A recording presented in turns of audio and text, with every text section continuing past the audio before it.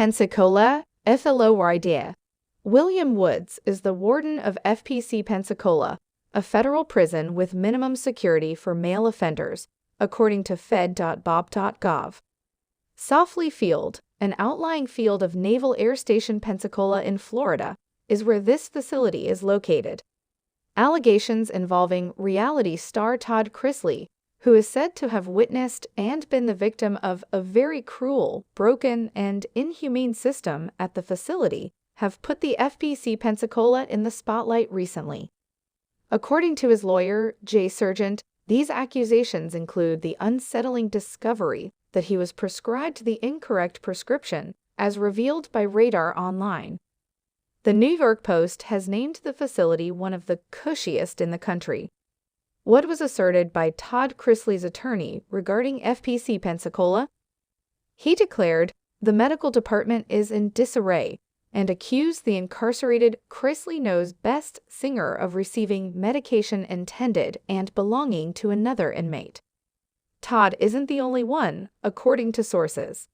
The medical department, according to Sargent, inadvertently gave insulin to another prisoner because the administration of this medicine rendered them unconscious, and they were rushed to the hospital just 3 weeks prior. These types of mix-ups and mistakes are inexcusable and just another indication of how terrible these conditions are and have become, he said. Todd was found guilty of bank and tax fraud, along with his wife Julie Chrisley, and was initially sentenced to 12 years in minimum security prison. However, his term was recently shortened to 10 years.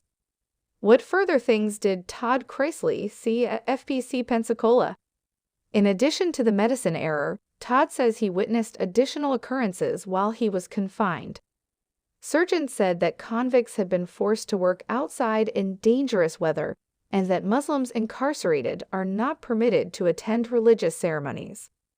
This summer, when the heat index in Florida was well over 100 degrees, the Navy base where the prison is located had a black flag warning, which required no movement outside for military staff and personnel, he told Radar Online. This was done because the military base, the U.S. Navy leadership, had determined that the temperatures were unsafe for outdoor movement and activities. However, the inmates that work on the base to do mowing, weeding, and general landscaping, maintenance, and manual labor, those inmates were required to work in spite of the unsafe and truly dangerous conditions. Muslim inmates are routinely denied access and opportunity to participate in their faith-based worship services, according to Sargent. This is due to a startling reason. The leadership at FPC Pensacola has decided these inmates should be required to work during their scheduled worship times, according to Todd's counsel. Thus, in order to allow them to work for free at the camp and for the BOP, their freedom of speech and religion is being restricted. Rehabilitation is very little done by FPC Pensacola. He went on to say that Todd's facility doesn't give a damn about getting its prisoners ready for life after prison. Very little rehabilitation is done by FPC Pensacola.